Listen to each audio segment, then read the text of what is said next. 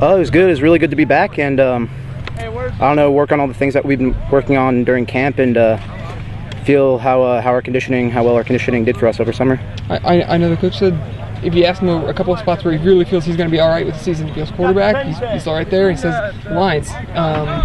Where do you feel as a unit you guys are at? I think we're doing great. I mean, we've got a really good team chemistry. We've been working together. We have a few guys who started last year, and I think we really work well together. Have you guys talked about any goals you've set yet, or do you have them in your mind? I mean, going into the season, what is your outlook? I mean, what do you see yourself as a team doing this year? People have been throwing around things like, 8-1, 9-0, big numbers like that, and I think that's a good goal to strive for. If you want to be the best, you got to beat the best teams. So I think we got to beat the best teams in the conference if we want to prove how hard we've been working. I think just everyone as a team. I think all the units are working well together. I think the line's working well. The quarterbacks and receivers, the running backs.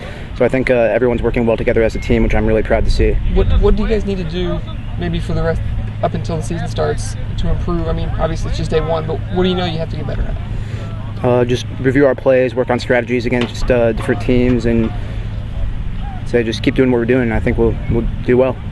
Gelber just, last year he was kind of, he was a linebacker when I first got here. He was a linebacker and a fullback, and we threw him at D-line and O-line. And it was kind of like his head was spinning, and so he's matured, and he's a weight room warrior is what I call him. He's a kid who's worked hard in the weight room. He's our strongest kid we got. He's our strongest bench or squat or cleaner, and he's just really worked himself into just being a high motor guy who just, he's one of those kids that does anything for you. If I asked him to run through a wall, he'd run through a wall for me, and he's a warrior is what he is, and I tell him that. I said, you're a warrior. He's one of those kids that just, motor goes 100 miles an hour all the time.